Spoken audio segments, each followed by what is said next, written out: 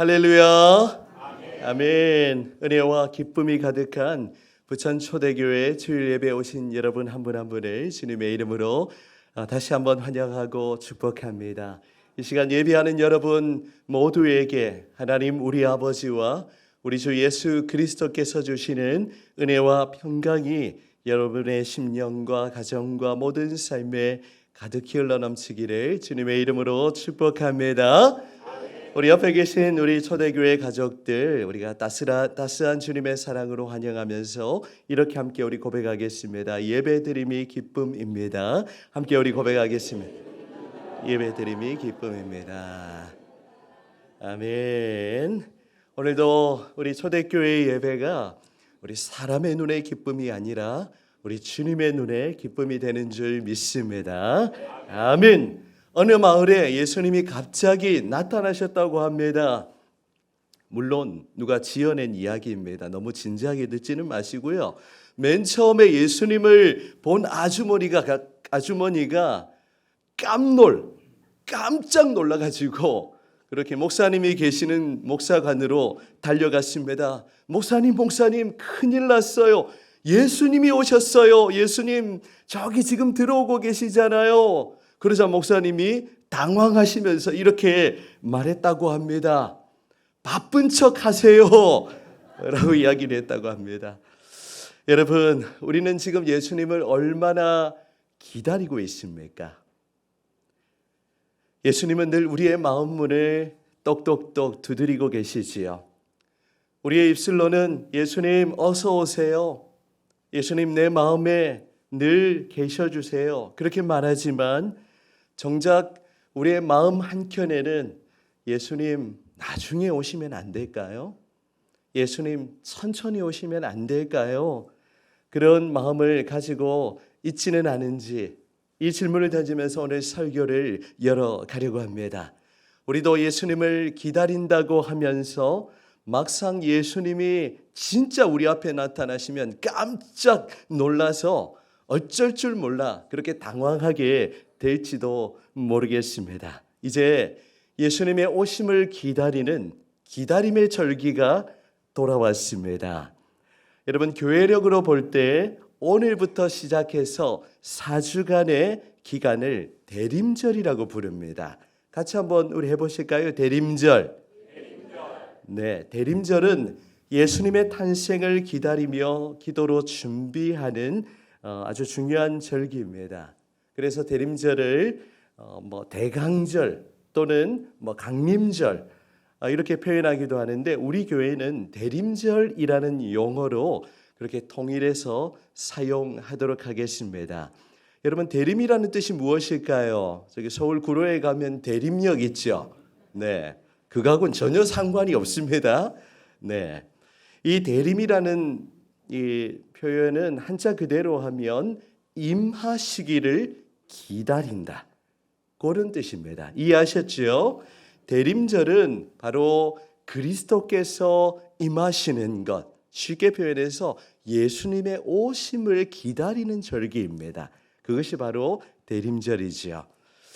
대림절은 이 교회력의 시작을 알리는 매우 중요한 절기입니다. 우리가 음력 설날을 음력 1월 1일 구정으로 그렇게 지키듯이 이 교회에도 달력 캘린더가 있는데 오늘 여러분에게 우리 교회 캘린더를 나눠드릴 겁니다. 이 교회력에 있어서 대림절은 한 해의 시작을 알리는 아주 중요한 그러한 절기입니다. 세상의 끝이 이제 세상의 달력이 이제 한 달을 남겨두고 있죠. 12월입니다. 세상의 달력이 끝을 향하여 나아갈 때 교회력이 시작되는 것은 아주 의미심장한 일이 아닐 수 없습니다. 대림절로부터 시작된 이 교회력은 4주간의 기간을 지나서 성탄절로 이어집니다. 그리고 성탄절이 지나고 나면 또 사순절, 그리고 고난주간과 부활절, 그리고 성령 강림절로 그렇게 이어지는 것이죠.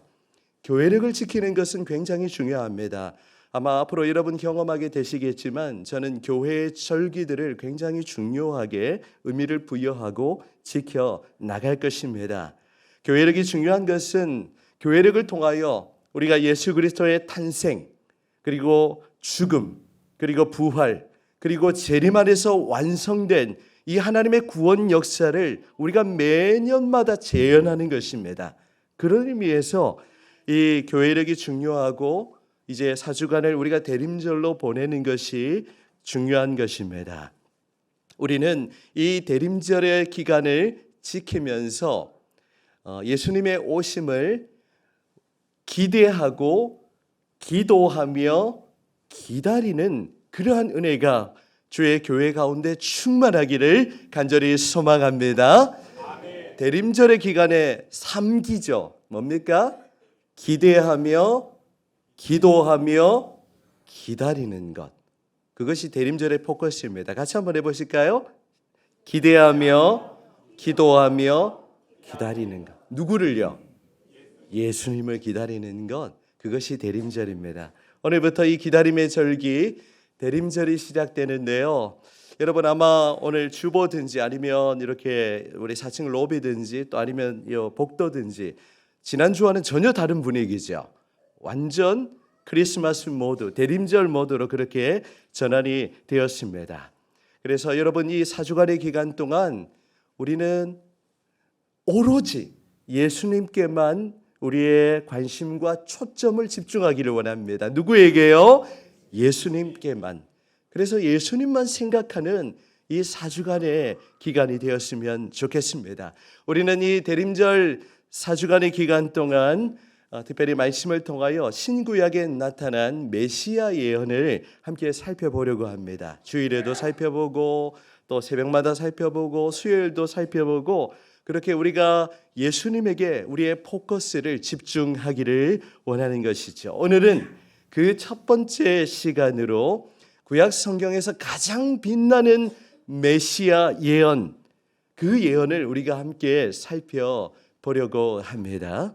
오늘 오전에는 이사야 11장 1절에서 5절 말씀을 통하여 메시아는 어느 뿌리에서 태어나며 또 어떤 사역을 하고 또 어떤 일을 하시는지를 살펴보고 오늘 오후에는 이사야 11장 6절부터 또 9절까지의 말씀을 가지고 메시아가 통치하는 나라는 어떠한 나라가 될 것인지를 살펴보면서 더욱 예수님의 오심을 기대하며 또 기도하며 기다리는 그런 우리 교회가 되기를 간절히 소망합니다. 아멘. 먼저 이사야서의 배경을 잠깐 살펴보려고 합니다. 여러분 설교가 어렵습니까? 쉽습니까? 너무 쉽게 느껴지는 건 아닌지 모르겠습니다. 우리 이 자리에 우리 어린아이 우리 보민이도 앉아 있는데요. 보민아 말씀 잘 들어라. 네, 듣다 보면 들리는 게 하나님의 말씀입니다. 자, 여러분 이사야서는요. 제가 이렇게 성경장이나 권을 별명을 굉장히 많이 이야기하는데 이 이사야서는 구약의 복음서라는 별칭을 가지고 있습니다. 어떤 성경이라고요? 구약의 복음서. 이사야서에는 온통 복음으로 가득합니다. 신약 성경에만 복음이 기록된 것이 아니라 구약 성경에도 오실 메시아에 대한 예언과 말씀으로 가득한 것이죠. 특별히 이 이사야서에는 메시아 예언이 수없이 들어 있습니다. 이사야 7장 14절에는 그 유명한 예수님의 동정녀 탄생이 기록되어 있는데요. 여러분 오늘 본문 성경 안 덮으셨죠? 2장만 앞으로 넘겨보시기 바랍니다. 2장만 거꾸로 넘겨보시면 이사야 7장 14절이 바로 있습니다. 많이 넘기지 마시고요. 7장 14절 같이 한번 성경 보면서 읽어보실까요? 시작. 그러므로 주께서 친히 징조를 너희에게 주실 것이라. 보라 처녀가 잉태하여 아들을 낳을 것이요 그의 이름을 임마누엘이라 하리라. 아멘. 그 유명한 임마누엘의 예언이 바로 이사야 7장 14절에 기록이 되어 있습니다. 처녀가 잉태하여 아들을 낳는 것 여러분 가능할까요? 예수님은 남녀 간의 그런 관계 속에서 태어나신 것이 아니라 성령의 그런 잉태하심으로 그렇게 처녀의 몸에서 탄생하셨던 것입니다. 앞으로 아마 12월 중에 이 본문을 가지고 설교할 기회가 있을 것으로 그렇게 기대합니다. 여러분, 우리는 이사야서를 통해서 Reading Jesus, 예수님을 읽을 수가 있습니다. 우리는 신구약 성경 66권을 통해서 그리스도를 만날 수가 있는 것이죠. 여러분, 한 장을 7장에서 한 장을 뒤로 넘기면 이사야 9장에도 메시아 예언이 나타나고 있습니다. 9장 6절 말씀도 한번 우리 같이 읽으실까요? 9장 6절 말씀. 네. 함께 읽도록 하겠습니다. 시작.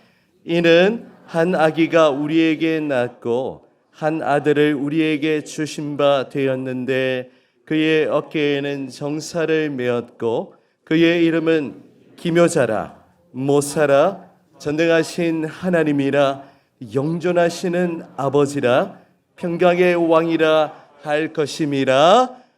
아멘. 우리 성탄의 절기가 되면 이 본문을 가지고 그렇게 우리가 묵상하고 또 설교하기도 합니다. 이 구절은 장차 오실 메시아, 이 메시아가 어떤 분이신지 또 메시아의 이름이 무엇인지를 우리에게 너무나도 명확하게 알려주고 있습니다. 역시 이 예언도 또 설교 한 편이 될 것 같고요. 이 메시아 예언 이후에 또 한 장을 뒤로 넘기시면 오늘 본문이 나타나고 있습니다. 이사야 11장에 메시아 예언이 나타나고 있는 것이죠. 어느 신학자는 말하기를 이 이사야 11장이 구약에 나타난 메시아 예언서 중에서 가장 아름답고 장엄한 시라는 그런 설명을 하고 있습니다. 이사야 11장은 메시아의 탄생을 예언할 뿐만이 아니라 그가 어떤 사역을 하며 장차 메시아가 다스리는 그 나라가 어떠한지 메시아가 통치하는 하나님 나라의 청사진을 우리에게 보여주고 있는 것입니다. 먼저 우리가 첫 번째 예수님이 어느 뿌리에서 오시는지 예수님의 뿌리를 한번 살펴보도록 하겠습니다. 첫 번째, 예수님은 이새의 뿌리인 다윗의 후손으로 이 땅에 오셨습니다. 오늘 본문 1절은 이렇게 기록하고 있습니다. 1절 같이 읽습니다. 시작. 이새의 줄기에서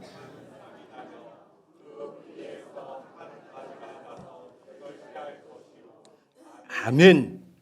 여러분, 이 구절은 비록 짧은 구절이지만 굉장히 중요한 의미를 담고 있습니다. 이 구절에 나타난 한 싹, 또 한 가지, 오늘 설교의 제목을 우리가 이 표현을 인용했습니다. 이 한 싹과 한 가지는 누구를 의미하는 표현일까요? 누구이겠습니까? 예, 답을 알고 계시면서 또 주저하시네요. 당당하게 하시면 됩니다. 바로 예수 그리스도.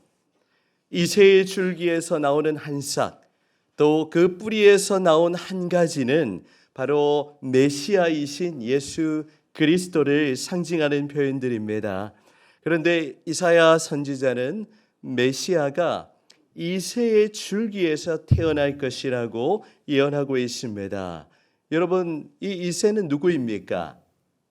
다윗의 아빠입니다. 다윗의 아버지이죠. 그런데 다윗의 줄기가 아니라 이새의 줄기라는 그런 표현을 사용하고 있습니다. 이것은 예수님께서 이렇게 막 엄청난 그런 집안에서 태어나는 것이 아니라 그냥 평범한 그런 당시에 그렇게 유명인이 아니었던 그 이새라는 그 집안에서 탄생하게 될 것을 예언하는 구절입니다. 그런데 여러분, 이 구절에 줄기와 또 뿌리라는 표현이 나타나고 있죠. 이 줄기는 건장한 나무가 아니라 이제 원문의 뜻을 살펴보면 나무가 베어지고 남은 그 밑동이라고 합니까? 그루터기라고 하죠. 그루터기 여러분 뭔지 아시지요? 그것을 의미하는 것입니다. 그루터기는 나무가 잘려나가고 땅에 박힌 뿌리만 남은 것입니다. 거대한 나무를 이 그루터기만 남겨놓고 잘라버리면 그 모습이 어떠하겠습니까? 저희 가족이 미국에 거주할 때 거대한 나무들이 모여 있는 국립공원을 방문한 적이 있습니다. 캘리포니아에 가면 세콰이어 내셔널 파크, 세콰이어 국립공원이라는 곳이 있는데요. 거기에 가면 세콰이어 군락지입니다. 그런데 그 나무가 우리 한국의 담양의 메타세콰이어 그 정도가 아니라 어마어마합니다. 나무가 얼마나 큰지. 큰 나무는요, 우리 남자 장정 10명이 둘러싸도 감싸 안을 수 없을 정도로 그렇게 큰 나무입니다. 그 나무가 얼마나 크고 이렇게 하늘을 보면 얼마나 높은지 모릅니다. 그런데 그런 거대한 세콰이어 나무가 이렇게 쓰러지고 또 이렇게 넘어져서 밑동만 남아 있는 그런 모습을 본 적이 있습니다. 그런 나무는 살릴 수 있을까요? 못 살립니다. 도무지 회생 불가입니다. 이렇게 그루터기만 남은 모습, 바로 이스라엘의 모습을 그렇게 보여주고 있는 것입니다. 우리 잘라져 버린 밑동처럼 그루터기처럼 죽은 나무 같아 보였습니다. 아무런 소망이 없어 보였습니다. 바로 하나님의 말씀을 순종하지 않고 하나님과의 언약을 깨트려 버린 결과로 하나님의 심판을 받아 그렇게 나라가 멸망을 당한, 또 포로로 끌려가는 그런 이스라엘의 모습을 보여주고 있는 것이죠. 그런데 이사야는 그 잘라진 밑동과 같은 이스라엘, 또 이 이새의 가문에서 싹과 가지가 자라나서 결실할 것이라고 그렇게 예언을 하고 있습니다. 이스라엘이 그토록 기다리는 메시아는 화려한 왕의 가문에서, 왕실에서가 아니라 그저 평범한 그런 이새의 줄기에서 태어날 것을 우리에게 말씀해 주고 있는 것이죠. 여러분, 예수님은 이새의 줄기에서 난 한 싹으로, 또 가지에서 난 한 가지와 같은 모습으로 이 땅에 오셨습니다. 잘라져 버린 줄기에서, 또 땅에 묻힌 뿌리에서 작은 가지가 돋아나듯이 메시아는 무너져 버린 그런 비천하고 보잘것없는 그런 가문에서 인간의 모습으로 그렇게 이 땅에 오신 것입니다. 하지만 그 가지가 어떻게 이렇게 예언을 하고 있죠? 곧 자라나서 결실할 것이라고 그렇게 예언을 하고 있습니다. 메시아의 탄생으로 이루어질 그 하나님의 나라의 시작을 우리에게 보여주고 있는 것이죠. 장차 그리스도로 인한 그 놀라운 하나님의 구원을 우리 작은 그림으로 그렇게 보여주고 있는 것입니다. 이사야 11장 10절에도 이렇게 예언하고 있습니다. 우리 10절 말씀도 같이 읽겠습니다. 10절입니다. 시작.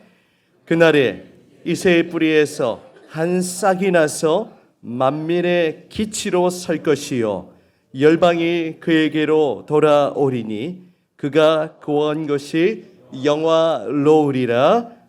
아멘.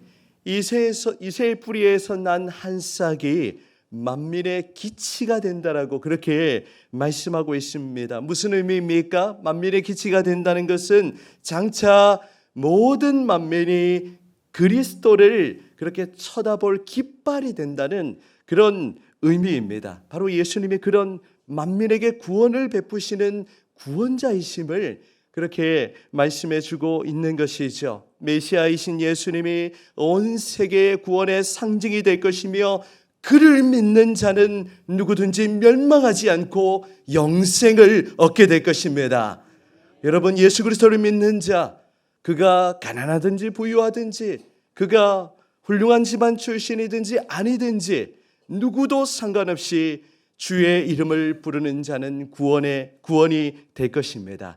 오직 예수 그리스도, 그분이 이 세상의 중심이시고 예수 그리스도를 믿는 자는 구원을 받게 될 것입니다. 모든 민족이 그분에게로 모여들 것이고 또 그분이 거하시는 곳은 영광스러운 곳이 될 것입니다. 바로 우리 초대교회는 예수 그리스도께서 다스리시고 통치하시는 그런 영광스러운 곳이죠.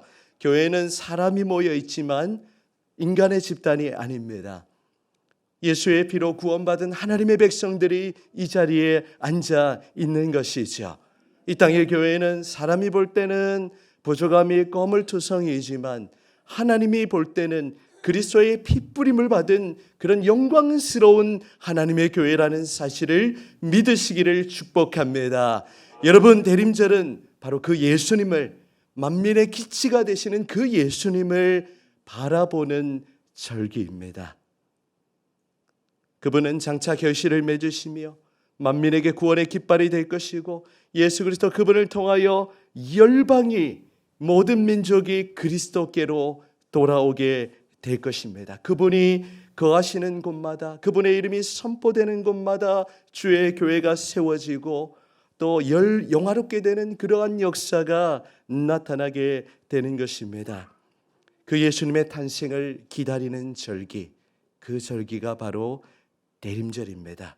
여러분, 이 대림절은 우리가 그리스도를 바라볼 수 있는 너무나 좋은 기회입니다. 우리의 삶이 너무 고단하고 또 힘들고 지치고 또 때로는 여러 가지 일로 완전히 포기하고 싶을 때, 절망의 그 순간에도 우리가 예수 그리스도, 그분을 바라보실 수 있기를 바랍니다. 그분은 우리에게 영원한 위로와 소망이 되어 주십니다. 우리가 믿음의 눈을 들어서 예수님을 기대하고 기다리며 기도하며 기다릴 때 그분께서 우리를 깊이 만나 주실 것입니다. 그분께서 우리 모두를 영원한 길로 인도해 주실 것입니다. 이 대림절의 절기에 만민의 구원이 되시고 열방의 소망이 되신 예수 그리스도, 그분께 집중하는 저와 여러분이 되시기를 주님의 이름으로 축복합니다. 아멘. 오늘 본문을 통해서 우리가 두 번째로 살펴볼 것은 예수님이 어떤 분이시고 또 어떤 사역을 하시는지 우리가 함께 살펴보기를 원합니다. 우리가 믿고 있는 예수님은 시시한 분이 아니세요. 그분은 대단하신 분이십니다. 그분은 모든 믿는 자들에게 구원을 능히 주실 수 있는 구원자이시며 살아계신 하나님이십니다. 그 하나님이 지금 이 자리에 우리와 함께 하십니다. 여러분 믿으십니까? 무엇보다 성령이 예수님 위에 강림하십니다. 오늘 본문 2절을 보시겠습니다. 우리 2절도 함께 있습니다. 시작. 그의 위에 여호와의 영, 또 지혜와 총명의 영이요 모략과 재능의 영이요 지식과 여호와를 경외하는 영이 강림하시리니 아멘. 장차 오실 메시아 위에 여호와의 영이 강림할 것을 예언하는 구절입니다. 여러분, 이 구절에 나타난 여호와의 영은 누구를 가리키는 표현이겠습니까? 누구입니까? 여호와의 영인 바로 성령이십니다. 성령 하나님이시죠. 그분은 제3위로 계십니다. 이사야 선지자는 성령의 감동하심을 받아서 성령이 예수 위에 충만하게 임할 것을 예언하고 있습니다. 장차 예수님에게 성령이 강림할 것인데 성령을 어떻게 표현하고 있습니까? 지혜와 총명의 영, 또 모략과 재능의 영, 그리고 지식과 여호와를 경외하는 영이라고 그렇게 소개를 하고 있습니다. 메시아 예언을 하면서 예수님에게 이 성령이 강림하게 될 것을 예언하는 것이죠. 여러분, 성령님은요 우리에게 지혜와 총명을 주시며 또 우리에게 모략과 재능을 주시는 그런 분이십니다. 그분은 우리로 하여금 지식을 주시고 여호와 하나님을 경외하도록 그렇게 우리를 이끄시는 분이시죠. 무엇보다 성령님은 우리 믿는 자들을 그리스도께로 이끄시는 분이십니다. 성령께서 우리의 마음을 불러 일으키셔서 우리에게 믿음을 일으키셔서 우리를 그리스도께로 이끌어 주시는 분이시죠. 이 얼마나 놀라운 말씀인지 모릅니다. 우리 예수님이 공생의 사역을 하실 때 세례를 받으시는 그 순간에도 성령이 예수님 위에 비둘기같이 임했습니다. 그리고 하나님이 공생의 사역을 감당하시는 내내 성령과 능력을 예수님에게 기름 붓듯 하셨습니다. 사도행전 10장 38절에 보면 이렇게 기록하고 있습니다. 하나님이 나사렛 예수에게 성령과 능력을 기름 붓듯 하셨음에 그가 두루 다니시며 선한 일을 행하시고 마귀에게 눌린 모든 사람을 고치셨으니 이는 하나님이 함께 하셨습니다. 아멘. 예수님은 인간적인 힘이 아니라 바로 성령의 능력으로 그 모든 공생의 사역, 그 구원의 사역을 감당하셨던 것입니다.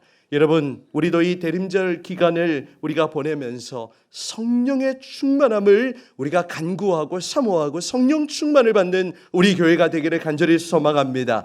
성령 충만은요, 오순절 교단에서만 받는 것이 아닙니다.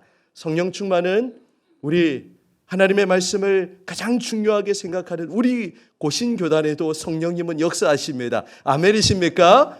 여러분, 성령을 사모하시기를 바랍니다. 그런데 성령의 충만이 뭔가 막 방언을 하고 예언을 하고 이런 신비주의의 영역이 아니라 성령 충만은 성령님이 우리의 마음과 생각을 지배하고 다스리고 우리를 그리스도께로 이끄시는 분이십니다. 우리가 아까 예수님께 집중하자는 그런 말씀 드렸는데 성령의 도우심으로 우리는 집중하시면 됩니다. 그리스도께로 더 가까이 나아갈 수 있는 것입니다. 저는 간절히 기도하는 것이 우리 이 자리에 계신 한 분 한 분 성령의 도우심으로 말미암아 여호와를 경외하는 그러한 은혜가 있기를 간절히 소망합니다. 여러분이 대림절의 절기에 여러분 모두가 그리스도를 이 성령 충만함 가운데 바라보실 수 있기를 주님의 이름으로 축복합니다. 아멘. 두 번째, 예수님은 어떤 분이십니까? 여호와를 경외함으로 즐거움을 삼으셨습니다. 3절 상반절입니다. 그가 여호와를 경외함으로 무엇을 삼으셨다고 말씀하고 있지요? 즐거움을 삼으셨습니다. 예수님은 하나님을 경외하는 것을 자신의 즐거움으로 기쁨으로 삼았습니다. 예수님은 성부 하나님의 뜻에 전적으로 순종하셨죠. 십자가를 지시기까지 그 하나님 아버지의 뜻에 철저하게 따르셨습니다. 그런데 예수님이 십자가를 지는 것, 이 고난의 잔을 마시는 것 할 수만 있으면 피하고 싶으셨죠. 예수님도 완전한 인간이셨기 때문에 어찌 그 고통을 그렇게 피하고 싶지 않으셨겠습니까? 그럼에도 불구하고 예수님은 십자가를 기꺼이 즐거이 지셨습니다. 예수님은 여호와 하나님을 경외함으로 그분께 순종함으로 자신의 즐거움을 삼으셨던 것이죠. 이 대림절의 절기에 우리가 성령 충만함을 받아 그리스도를 바라볼 뿐만이 아니라 우리도 여호와 하나님을 경외하는 것, 그것을 우리의 즐거움으로 기쁨으로 삼을 수 있기를 바랍니다. 여러분, 우리가 예수를 믿는 것 우리의 무거운 짐이 아닙니다. 우리가 신앙생활을 하고 이 주일에 교회에 나와서 예배하는 것, 또 우리가 새벽 기도를 나오고 또 수요 기도회를 하는 것 우리의 무거운 짐이 아닙니다. 십자가를 지는 것 피하고 싶죠, 인간적으로. 하지만 그렇게 십자가를 지고 주님을 따르는 그것이 우리의 진정한 기쁨이 되기를 간절히 소망합니다. 여러분, 이 대림절의 절기에 여호와 하나님을 경외하는 것, 그것이 얼마나 큰 기쁨인지를 깊이 생각하시기를 바랍니다. 우리가 이제 크고 작은 사명을 감당하고 있습니다. 여러 가지 교사로 섬기는 분들 이 자리에 안 계시지. 교사로 섬기고 찬양대로 섬기고 또 직분을 맡고 또 여러 가지 모양으로 이렇게 섬기고 있는 것, 그것이 우리의 무거운 짐이 아니라 여호와 하나님을 우리가 경외할 수 있는 중요한 방편이 된다는 사실을 여러분 결코 잊지 마시기를 바랍니다. 우리 어젯밤에도 장로님들과 함께 우리 또 밤 늦은 시간까지 거의 11시 되기까지 그렇게 또 여러 가지 내년 사역들 함께 의논하고 준비했는데요. 여러분, 내년에는 지금 우리가 재직 부서를 새롭게 편성하게 될 것입니다. 그래서 우리 4개의 위원회를 결성해서 장로님들이 위원장이 되시고 모든 재직 부장은 우리 안수 집사님들 그리고 권사님들 또 필요하면 서리 집사님들도 그렇게 세워지게 될 것입니다. 혹시 우리 목사나 장로님들이 이렇게 섬기자고 하면 어떻게 해야 되겠습니까? 그것이 우리에게 무거운 짐이 아니라 즐거이 섬기겠습니다. 이제 우리 교회는 가도기를 지나고 있고 우리가 이제 재직부서를 편성하게 되면 부장만 세우는 것이 아니라 서리집사 이상 되시는 분들, 은퇴하신 분들은 예외입니다. 자유롭게 어디든 참여하시면 되고요. 섬기지 말라는 의미가 아닙니다. 서리집사 이상인 분들은 재직부서의 선택이 아닙니다. 무조건 들어가셔야 됩니다. 왜요? 집사 직분을 받는다는 것은 교회의 재직으로 자신의 역할을 감당하겠다는 그런 의미가 포함되어 있는 것이거든요. 그래서 뭐 일을 하고 안 하고 그건 나중 이야기입니다. 이제 우리가 이렇게 직분을 또 만들고 또 여러 가지 조직들을 개편하고 그것이 우리에게 무거운 짐이 아니라 그것이 우리가 하나님을 섬길 수 있는 우리가 한편으로 하나님을 경외할 수 있는 그런 통로가 된다는 사실을 기억하시면서 즐거이 기쁨으로 그것을 섬기는 것을 즐거움으로 삼는 그런 우리 교회가 되기를 주님의 이름으로 축복합니다. 아멘. 여러분 목사 혼자 하도록 내버려 두실 겁니까? 그럴 분 손 들어주세요. 아무도 없으시죠? 여러분 교회는요 목사가 끄는 것이 아닙니다. 당회를 중심으로 방향을 제시하겠지만 당회가 모두가 함께 갈 때 우리 교회는 더욱 하나님이 기뻐하시는 교회로 더욱 이 시대 가운데 쓰임받는 교회로 그렇게 세워지게 될 것입니다. 아멘이십니까? 그래서 이제 다음 주일이 되면 이제 이번 주 중에 이제 부서장님들 임명을 하고 다음 주 중에는 이제 여러분들 재직부서에 다 들어가세요라고 신청을 받을 거예요. 그럼 원하시는 분들은 이름 적으시면 되고 안 들어가신 분들은 당회에서 임의로 다 편성을 합니다. 모든 부서에 소속을 하시게 될 거예요. 그리고 세워진 분들에게는 리더십을 부여하고 이렇게 마음껏 사역하실 수 있는 그런 제가 판을 깔아드리려고 그렇게 합니다. 여러분 그럴 때 우리 교회가 더욱 역동적이고 또 우리 교회가 더 영혼들에게 관심을 깊이 가지는 그러한 교회로 그렇게 파워풀하게 세워지게 될 줄 믿습니다. 아멘. 예, 잠깐 격가지로 간 것 같습니다. 여호와를 경외하는 것이 우리의 즐거움과 기쁨입니다. 마지막 한 가지는요. 예수님은 공의와 정직으로 그리고 공의와 성실로 이 땅을 다스리실 것입니다. 오늘 본문 3절 하반절부터 5절까지를 같이 읽겠습니다. 시작.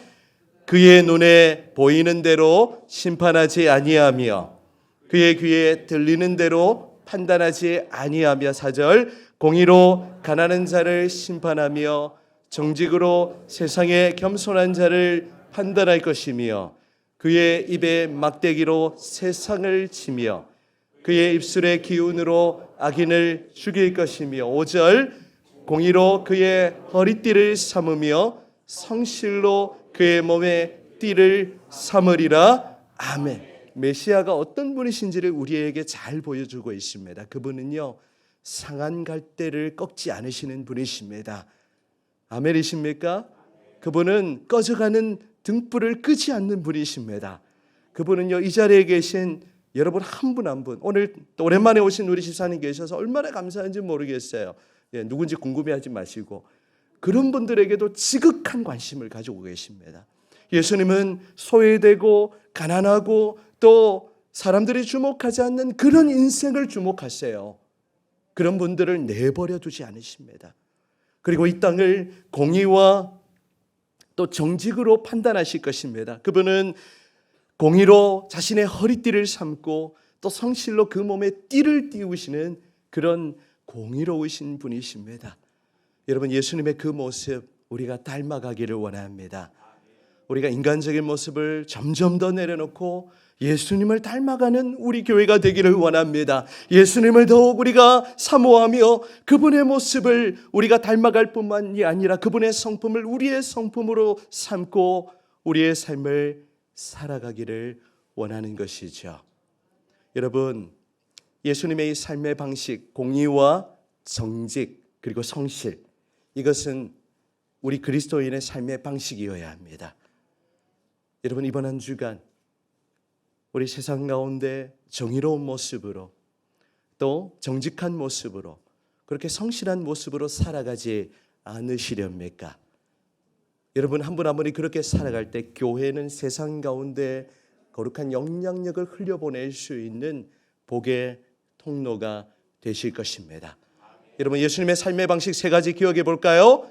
공의, 정직, 성실. 이번 한 주간 여러분 그렇게 살아가시기를 축복합니다. 사랑하는 여러분, 오늘 이제 설교를 마무리하면서 저와 함께 우리 예수님의 오심을 기대하며 기다리는 이 4주간의 여정을 시작하지 않으시렵니까?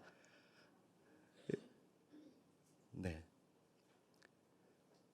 우리 교회는 12월 한 달 동안 이 신나고 이 즐거운 이 익사이팅한 이 여정을 우리가 함께 나가기 원합니다. 여러분 우리 4층 로비 들어오시면서 뭐 보셨죠? 4층 로비에 포토존 만들어져 있는 거 보셨죠? 우리 데코팀이 지난 한 주간 내내 수고하고 작업했습니다. 저는 사실 몇 분만 수고하는 것이 아니라 우리 또 젊은 세대들 많이 모여서 삶이 바쁘지만 이거 모여서 준비하는 게 참 즐거움이고 기쁨이고 재미이고, 또 여러분 이제 오늘부터 시작해서 우리는 대림절 필사를 시작할 겁니다. 지금 60분 신청하셨는데 오늘 보니까 아침에 또 몇 분, 제가 볼 때 한 70분 할 것 같아요. 대단한 숫자 아닙니까? 여러분 가만히 보시면 오늘 오전 오후 설교하는 내용이 오늘 대림절 필사 본문입니다. 말씀을 설교를 통해 듣고 그걸 내가 써보면 이런 의미였지, 이게 확 와닿으실 거예요. 새벽 기도도 그렇게 진행할 겁니다. 내일 새벽 기도 본문도 월요일 필사 본문입니다. 그리고 필사를 안 하시는 분들은 강요하지 않습니다. 대신에 그걸 제가 가능하면 이렇게 또 보내드리려고 해요. 읽으시기만 해도 돼요. 우리 젊은 분들 바쁘니까 젊은이들은 쓰는 거 말고 폰으로 이게 더 빠릅니다. 그래서 그렇지만 읽고 묵상해서 우리 온 교회가 이 대림절 4주 동안 우리가 한 마음으로 달려가는 거예요. 예수님의 오심을 향해서. 그것을 기다리는 절기가 바로 대림절입니다. 오늘 오후에 자세하게 나눌 텐데요. 이 예수님의 탄생만을 기다리는 것이 아니라 예수님의 다시 오심, 예수님의 재림을 함께 소망하며 기다리는 절기가 이 대림절입니다. 그래서 여러분 요 앞에 보면 영어로 붙여져 있지요. Come Lord Jesus. 예수님 오시옵소서라는 요한계시록 마지막 22장 20절의 말씀입니다. 아멘, 주 예수여 오시옵소서. 우리 예수님의 탄생과 또 예수님의 재림을 함께 소망하며 우리 이번 한 주간도 성령의 충만함을 받고 날마다 여호와를 경외하는 즐거움을 누릴 뿐만이 아니라 공의와 정직과 성실을 우리의 삶의 방식으로 삼고 이번 한 주간을 은혜 가운데 살아가시는 복된 저와 여러분들이 되시기를 주님의 이름으로 축원합니다. 아멘.